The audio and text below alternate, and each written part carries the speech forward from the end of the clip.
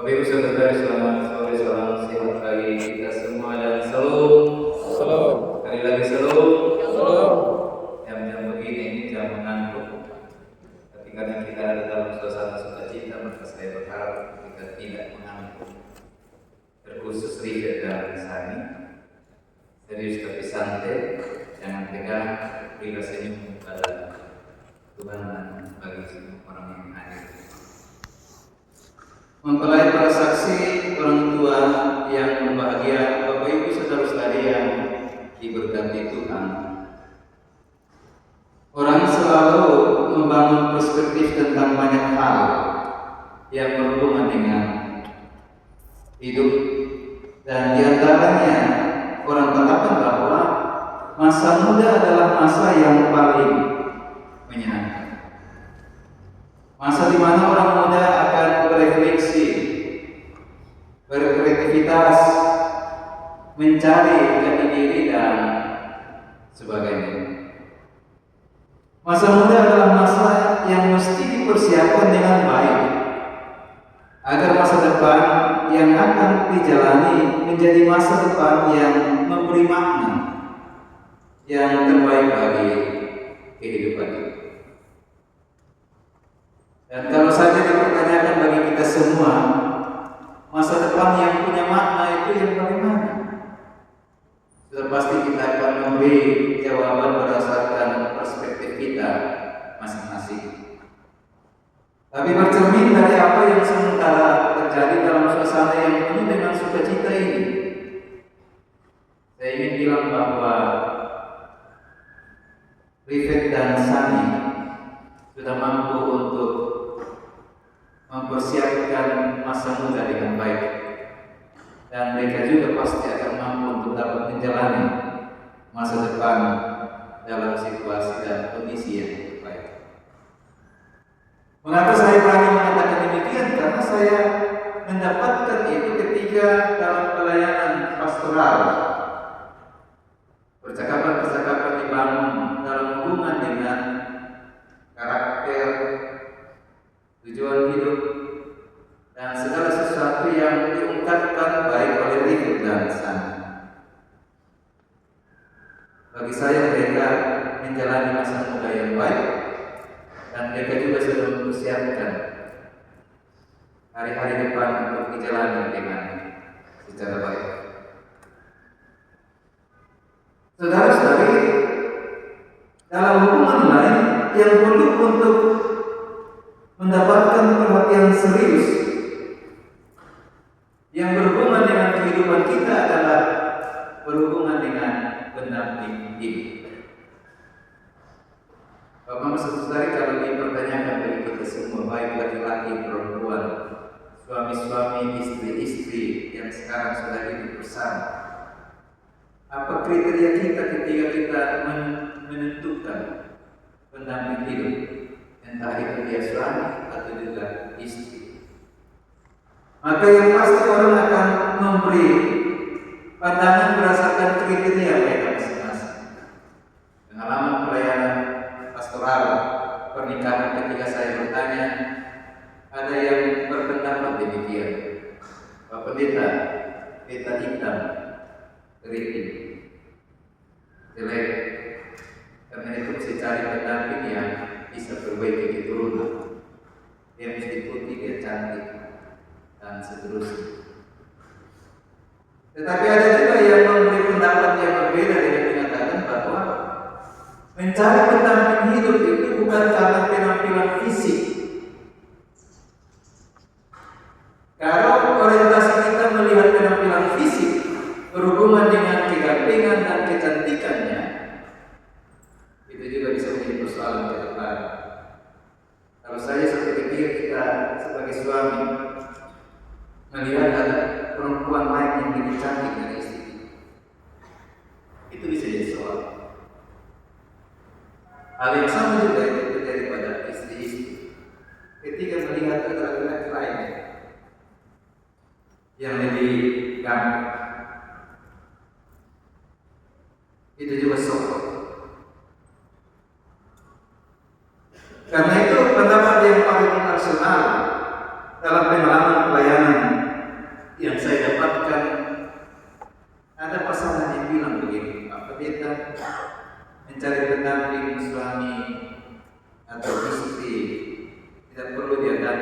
cantik.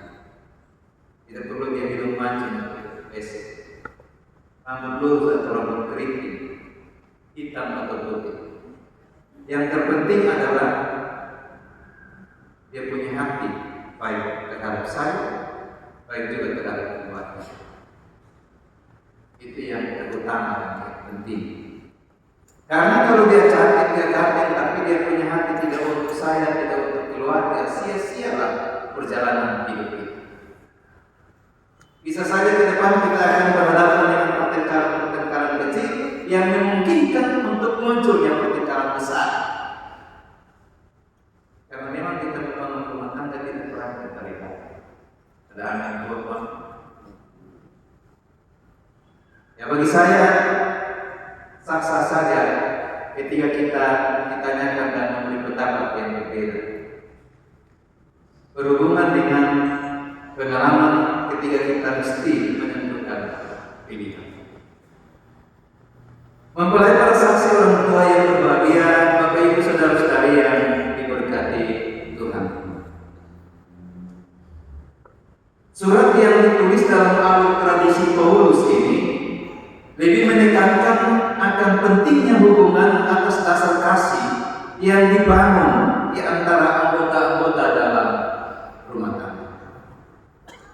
Kalau kita membaca dengan baik teks Kolose 3 ayat 18 sampai 25, maka kita akan memberi kesimpulan yang sama tentang hal tersebut.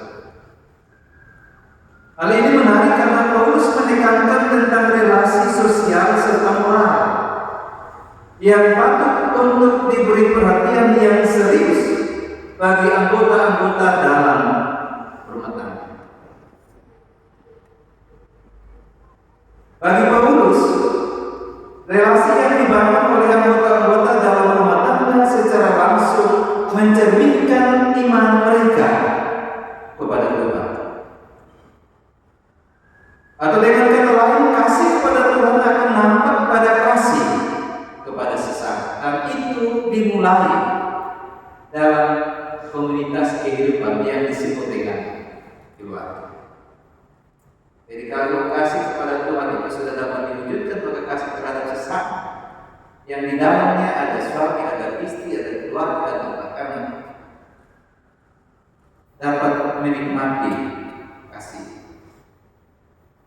Sekarang muncul pertanyaan, mengapa Paulus begitu menekankan tentang hal kasih dalam hubungan antara anggota-anggota pada sebuah rumah tangga?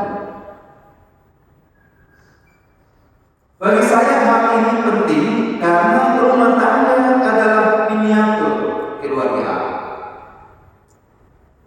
Kalau saya rumah tangga yang adalah miniatur keluarga Allah mampu untuk hidup sesuai dengan kehendaknya, maka tentu hal ini akan mendatangkan hal yang sangat baik bagi kehidupan komunitas yang lebih besar. Kita bisa membayangkan kalau miniatur keluarga Allah yang disebut dengan keluarga-keluarga kecil, kalau komunitas yang besar yang disebut dengan komunitas hidup masyarakat banyak, dia bertumbuh dalam kondisi yang baik, maka dia akan berdampak pada komunitas hidup yang lebih besar. Tetapi sebaliknya, kalau komunitas hidup yang disebut dengan miniatur keluarga Allah sering kacau balau, ribut terus, bermasalah terus, paling tidak dia akan berpengaruh pada komunitas yang lebih besar, yaitu kehidupan masyarakat banyak. Saudara-saudari, dalam hubungan dengan firman Tuhan yang baru saja kita dengar bersama tadi, yang lebih menekankan pada relasi komunikasi dengan kata dan perbuatan dalam hubungan dengan hidup suami istri yang akan dijalani oleh Rifet dan Sani, sebenarnya dibangun atas dasar cinta. Percakapan pastoral juga membuktikan hal tersebut. Mereka menjalin hubungan selama 2 tahun lebih. Rifet dan Sani sepakat cocok. Perbedaan presentasinya sekian 12 persen sekian, kecil. Persentase kesamaan itu lebih besar dari kita. Karena itu cinta yang sementara mereka kelola ini disepakati bersama untuk ada dalam bahtera pernikahan. Berbicara tentang cinta, saya suka mengutip pendapat dari seorang teolog besar. Pada beberapa kesempatan saya selalu menyampaikan hal itu. Namanya Paul Tillich. Dia bilang demikian, cinta adalah awal mula segala sesuatu. Tanpa cinta tidak ada hidup, tidak ada dunia, bahkan tidak ada manusia. Tidak ada segalanya kalau tanpa cinta. Hidup ada, dunia ada, manusia ada. Itu berarti ada cinta. Saudara-saudara, kalau kita memahami dengan baik apa yang dikatakan oleh Paulus sehubungan dengan konteks kita, maka dapat dikatakan bahwa setiap keluarga yang dibentuk karena cinta akan terus bertumbuh karena cinta. Dengan cinta setiap keluarga membangun persekutuan hidupnya ke arah yang lebih baik. Jadi kalau dahulu seseorang itu hidup sendiri, dia hanya mengasihi orang tua, kakak, adik, itu belum lengkap. Tetapi ketika dia mengambil keputusan untuk ada pendamping, maka kehidupan sudah mulai sempurna. Dan cinta itu dia bagikan untuk semua. Dalam cinta setiap keluarga bersama-sama menikmati sukacita dan kebahagiaan. Menikmati sukacita dan kebahagiaan. Karena itu dapat dikatakan bahwa yang menjadi dasar hidup dari rumah tangga adalah cinta kasih. Kalau saja rumah tangga memiliki cinta kasih, maka yang pasti segala permasalahan akan dapat di atas. Bagi saya cinta kasih itu sudah menjadi milik dari Rivet dan Sandy. Hal ini terbukti karena mereka berdua datang dari latar belakang hidup yang berbeda, tetapi karena cinta, maka mereka dipersatukan oleh Tuhan. Dan cinta kasih itu juga akan terus bertumbuh serta berkembang ketika mereka menjalani hidup sebagai suami dan istri. Memang terkadang orang bilang bahwa dalam menjalani hidup sebagai suami dan istri di era sekarang ini bukan persoalan yang mudah.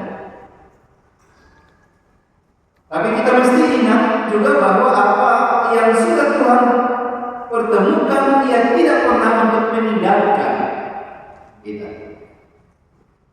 Karena itu yakin dan percaya bahwa Dia juga yang telah mempersatukan Rivet dan Sandy. Maka Dia juga akan terus menyertai serta memberkati mereka dalam menjalani hari-hari hidup berumah tangga. Bapak Ibu saudara-saudari, lalu apa yang dapat kita pelajari dari teks ini? Dalam hubungan dengan sukacita yang dialami oleh keluarga besar Maulani, Moto dan semua rukun keluarga besar, dan secara khusus Rivet dan Sandy. Mempelai para saksi, orang tua yang berbahagia, Bapak Ibu saudara-saudari yang diberkati. Bertemunya dua anak manusia yang berbeda jenis kelamin dan juga berbeda latar belakang itu bukan persoalan yang mudah. Rivet datang dari latar belakang keluarga suku Alor dan Timur. Lalu Sandy datang dari rumpun keluarga suku Sumba dan Alor. Rivet datang dari latar belakang didikan tua, bapak, mama, dan saudara.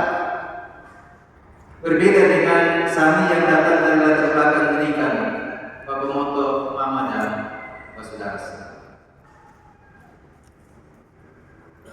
Tapi perbedaan itu bukan menjadi batu sandungan untuk mereka tidak berjalan bersama-sama, mengelola perbedaan bersama untuk mencapai bahtera sukacita hidup rumah tangga. Tidak.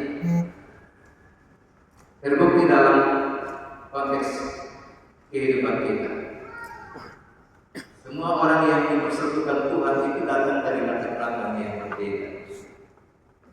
Tetapi mereka mampu untuk dapat menenun perjalanan hidup rumah tangga mereka, sehingga yang ada adalah sukacita, damai sejahtera, kebahagiaan. Bukan berarti tidak ada soal, ada masalah.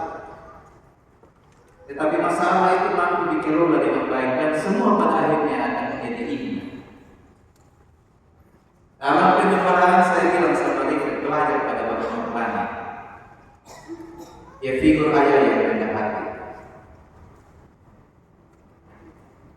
Dia begitu mengasihi istri dan anak-anak. Bahkan tidak sebatas itu, dia begitu mengasihi. Dia buka ke adik semua, orang-orang saudara. Bapak Mempelani hanya pesan saja. Dalam narasi yang pendek dia bilang, sayangilah istrimu seperti engkau menyayangi diri sendiri. Perkataan ini dibenarkan lewat percakapan pastoral. Saya tanya sama Rifat, Bapak Mama pernah ribut? Selama hidup ini mungkin satu kali saja. Itu pun waktu saya masih kecil. Lalu di antara Bapak dan Mama, siapa yang paling duluan suka benar? Pak, itu berarti Rifat istimewa pribadi Bapak. Dan itu terbukti dalam percakapan pastoral. Ketika mereka itu ada soal, Rifat berinisiatif dahulu untuk bilang, nanti kita sama beta salah. Dan beta berupaya untuk memperbaiki kesalahan.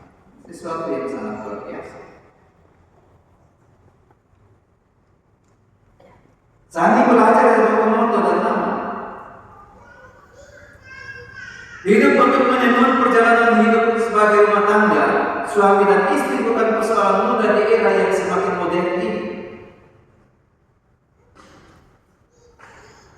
Tetapi dua figur orang tua ini mampu untuk merangkai bunga cinta kasih ini menjadi indah. Perbedaan sesuatu yang normal, tetapi kerendahan hati, keterbukaan, saling memaafkan itu menjadi modal yang paling terbaik untuk merancang perjalanan hidup berumah tangga sebagai suami dan istri. Kita semua tahu bahwa baik Rifat maupun Sani sudah tercatat sebagai aparatur sipil negara di Kabupaten Malaka dan PTS.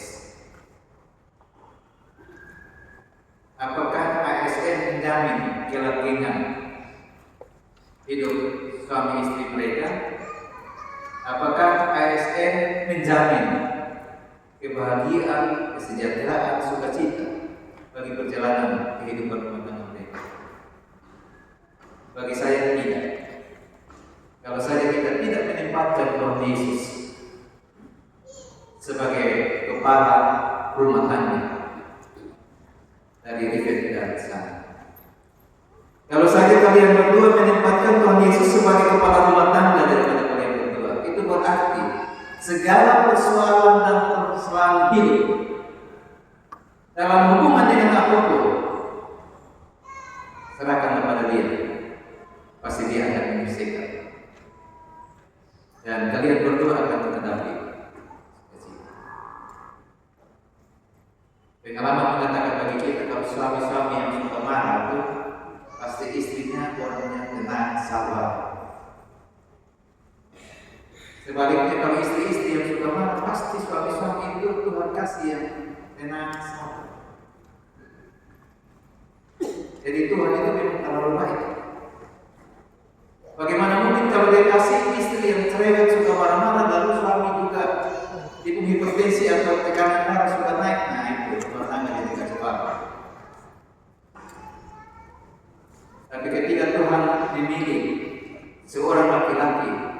untuk mendampingi seorang perempuan. Dia luar biasa. Dari laki-laki ada kekurangan, perempuan punya kelebihan. Dan sebaliknya, perempuan punya kekurangan, laki-laki juga punya kelebihan. Saling mengisi satu dengan yang lain. Rifat dan Sana. Sebentar ketika kalian berdua melihat ke depan akan terlihat keluarga besar mempelani moto dan semua keluarga hadir. Mereka tidak saja hadir secara fisik, mereka tidak hadir untuk mengungkapkan rasa bahagia karena mereka punya saudara ada di pelaminan, tetapi mereka hadir dengan sebaik doa untuk Tuhan. Mereka meminta Tuhan memberkati rumah tangga kalian berdua. Karena itu jangan pernah lupa bahwa doa mesti diungkapkan pertama dan terutama sebelum kalian berdua beraktivitas dalam hidup, dalam tugas dan juga dalam pelayanan. Ada amin buat rumah? Ada amin? Semua sudah bilang amin. Saya juga mengaminkan. Kiranya Tuhan memberkati firman